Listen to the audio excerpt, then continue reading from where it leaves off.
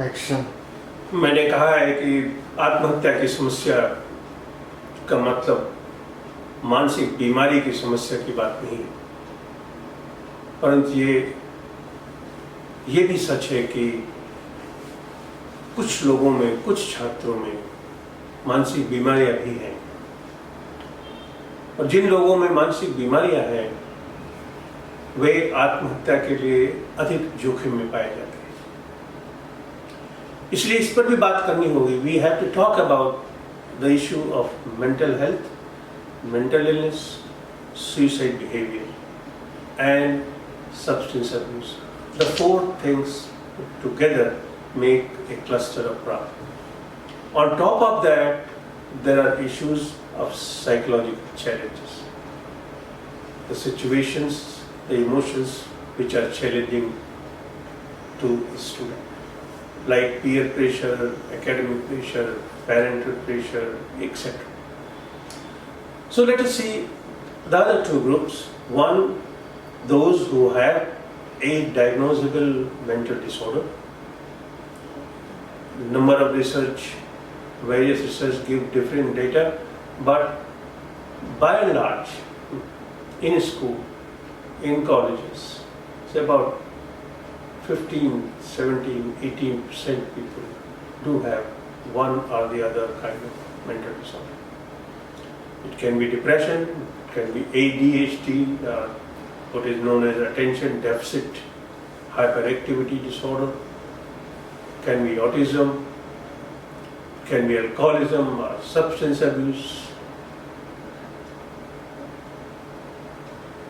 bipolar disorder. Some of them do have schizophrenia and serious mental illness. So let us say maybe 10%. 1 out of 10 students may have a diagnosable mental disorder. And this particular group is certainly at the highest risk of attempting a suicide. There is another group of people who are vulnerable for mental disorder, who may develop mental disorder, who do not show the sign at the time you are talking to them. Those signs are not obvious, but they have increased likelihood of developing so in next 6 months, 1 year, 2 years, and they are in the phase of transition. So these two groups of students are highly vulnerable, they are at a higher risk. It is found that most of the youth are students who attempt serious suicide attempt, make a serious suicide attempt, get admitted to the hospitals, most often get a level of mental disorder. It is not very common to discharge, when you discharge a patient of attempted suicide, and say that there was no mental disorder, because most of the people who come to the hospital to come with serious mode of attempt and serious type of suicide attempt have severe psychopathology, that is serious nature of problem.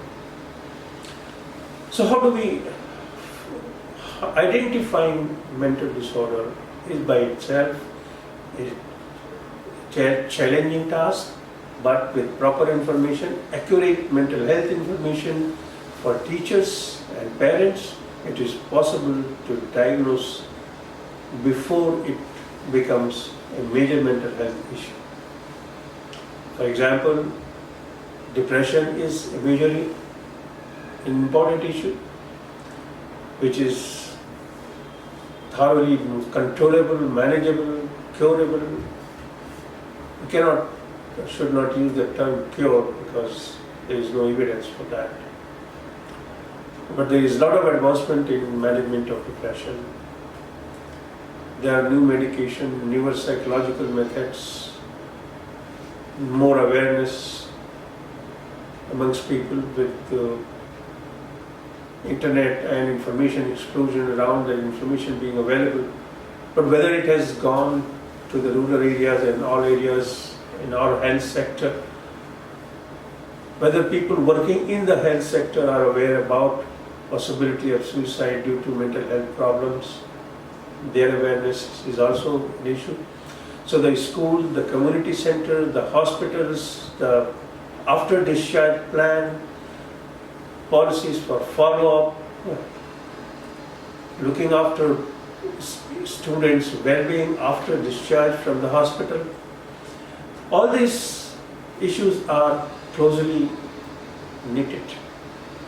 They are integrated and ingrained into each other. Leaving one behind will be leaving a wide window open for the problem to reemerge. For example, if a mental disorder has been treated, the treatment needs to be continued according to the professional advice. And it is important for the school and admin also to understand that. What happens that some student attempt suicide due to depression, they come to the hospital, they get treatment, they have their strength and they save themselves and return back to their school. Now, many times there is relapse. Many times there are medication side effects. Many times suicide attempt is related to medication side effect also. So this needs to be monitored. With the fear of school pressure or academic pressure, if the parents choose to stop medication or if they choose not to disclose that what's going on, then ultimate victim is the student who then develops a bigger episode, much bigger episode of depression and suffers too much. All these are manageable and preventable situations that I'm referring to. Therefore, treatment of mental disorder is an important and major step and has, in fact, we are much more confident, we can say with much more confidence that suicide is preventable because we have better treatment for mental disorders now. Same applies to the subgroup of alcoholism and substance use disorder. The drug-seeking behavior, the harmful use of drugs. That program has also been very successful and outcome is good. But if it is not treated early, if the early intervention is not done, it is very difficult to really control substance abuse and alcoholism, which takes a toll on life. The total productivity of life is much more compromised in presence of a mental disorder, a substance use disorder, alcoholism and stigma. Stigma itself brings a major emotional liability on people who have suffered mental disorder. So one way to identify potential suicide is to identify mental disorder and provide treatment for mental disorder. The second is to identify alcoholism and drug abuse problem and provide further treatment. Now the resource infrastructure and networking is a challenge. I think the resources are increasing and gradually it will build up. But till that the care is provided in the doorstep, we must develop liaison and networking to take advantage of the situation, of the expertise which is available in community, if not in villages, then semi-rural areas and urban areas, etc. However, it is desirable that all villages and every household has access to care. That's most important, that you have someone who is suffering from depression and the teacher identifies that there is depression, but he doesn't know what to do and how to help this boy, how to help this young girl who suffers from depression. Finally, when we ask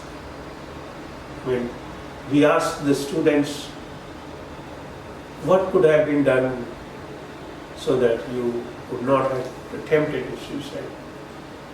And often they have said that, I don't know, but often they have said that if my family wanted, I would have talked to them. And therefore, the increasing trend of breakage in the family dialogue, information and communication is becoming a serious matter. So to sum up, I can say that the educational program that's being developed is for training the teachers, addressing their questions, giving them a content which is evidence-based fact, providing them information how to identify suicidal thoughts, processes and behavior, how to arrange for the treatment, what treatment works, what doesn't work, how to best use the resources that they have, and asking for more empowerment, because it is an initiative which is public health initiative, and the teachers are going to be the main change maker for the society. And finally, mental disorder, treatment of mental disorders and orientation for family physicians, which is also an important component. So the module will have sufficient material and will provide opportunity to interact with teachers, address their issues and see what best can be done.